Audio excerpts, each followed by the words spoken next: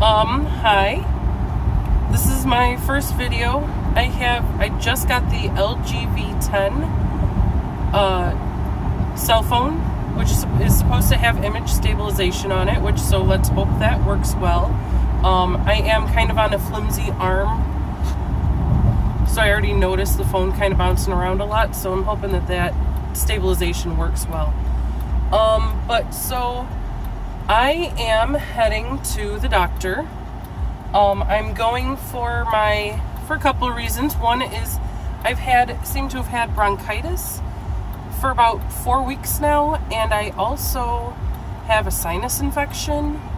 I did have a chest x-ray earlier this week that came back clear, and I'm now on antibiotics. I'm very grateful to my doctor for prescribing those before I went to see her actually.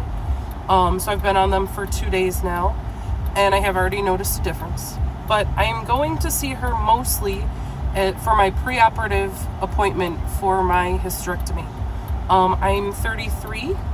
I was diagnosed in April with first stage endometrial cancer. Pretty much what I'm here to talk about is that endometrial cancer. Endometrial cancer is caused or fed, I guess you would want to say, by estrogen. Now, I've never been on an estrogen-based birth control. My mom's had breast cancer twice, both of which were estrogen receptor positive. Meaning, and they think that was possibly fed by her estrogen-based birth control. I've never been on that, but estrogen is actually stored in fat cells, and as you can see, I'm not a small person. So I'm kind of here to get the word out. Like, nobody ever told me, hey, you weigh more than the average sized American, although now it seems that I weigh the exact same as every average sized American. But that's coming with some dangerous things. And I absolutely believe everybody is beautiful in your own skin. I believe I'm beautiful, even though I have on no makeup and a big clunky sweatshirt. So that estrogen is stored in fat cells. So the more fat that you have, the more estrogen you have, meaning you're more likely to have breast cancer or this endometrial cancer. So I'm not saying don't be fat. Of course, be whatever you want to be. Eat what you want, do what you want, make as healthy of choices as you possibly can. But primarily for women, I would say don't ignore going to your doctor. Go to your doctor starting at a young age. I was 18 when I saw a gynecologist for the first time. And she never really said anything to me about the possibility of, added weight causing things like breast cancer or endometrial cancer. She had ordered a bunch of tests but never told me what they were for. So I wound up never having some of those done. I had, some blood work and stuff done, but like ultrasound I never had done. And it kept me from really going to, I had a primary doctor that I went and saw, but it kept me from going to see a gynecologist again for a really long time. And then I saw one, and it was years later that I went again.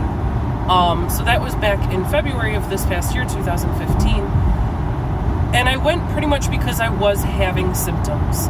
I won't discuss what those symptoms are. If you want to know, message me, I'll be happy to tell you. But, anything that you see as not normal, go to your doctor and get it checked out. I think that had I gone to see a doctor, been a little bit more insistent on a progesterone-based birth control method as opposed to just condoms, which condoms are a great protection method, and I still highly recommend them, even if you are on some form of birth control that is chemically preventing pregnancy. But condoms won't protect you from these other things. Also, if you're under 27, I do highly recommend that you get the HPV vaccine, because HPV can also cause endometrial cancer. Mine was not HPV related, but it is a common occurrence, and it can be passed to men also. Not the cancer part, but the HPV. So I do recommend everybody go get that. But I'm not a doctor. I'm just a person with cancer. So yeah, I am on my way to the doctor's office for that clearance for the hysterectomy. I did try a medication. It's called Megace, and it's a synthetic progesterone. Unfortunately, a lot of the side effects are kind of like low-grade side effects of chemo. I lost some hair. It's an appetite stimulant, so I actually gained weight while I was on it.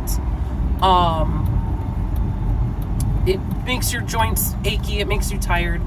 It changes your personality. It makes you very cranky and angry. And some of my best friends have noticed since I've now gone off of it. I've been off for a couple weeks now, that I'm a much happier person again. I'm going back to my old self. But also my immune system is just very low. I had a really bad throat infection back in June or July. That had me couch bound for a week. I lost 20 pounds because I literally could not eat anything. I had huge fevers that I couldn't keep down. Now I'm having this bronchitis that I've had for 4 weeks with the sinus infection. And I've already been through a round of antibiotics and steroids for that. And I still have it 2 or 3 weeks after those antibiotics. So yeah, this is just not something that you want. So I do recommend, if, anybody, whether you're overweight or not overweight, go see your gynecologist. Get on some sort of birth control if you aren't wanting to have kids right now. If you are wanting to have a child, great, go for it. But things like the IUD can be put in, and then they take it out when you're ready to try to have kids. It's a super simple procedure. It's not comfortable.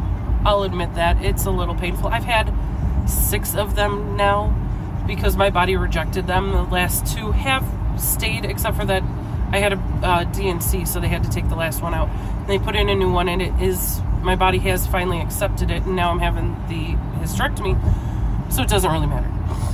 But, so that is what I wanted to talk to you all about today. I hope that everybody stays well. I'm going to try to get some more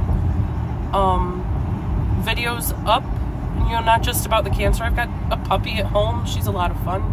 She destroys my house. I actually was taking a shower to come to the doctor's office. Please, everybody, shower before you go to the doctor. Before you go to the ER, if you have a chance to shower before you go to the ER, please do it. No one wants to smell you. But so I was in the shower, and Gia is my pit bull puppy, and I came out of the shower, and she had gotten into the garbage can that I have in the living room and taken all of the snotty Kleenex that I've been throwing in that garbage can and had them all over my living room, shredded.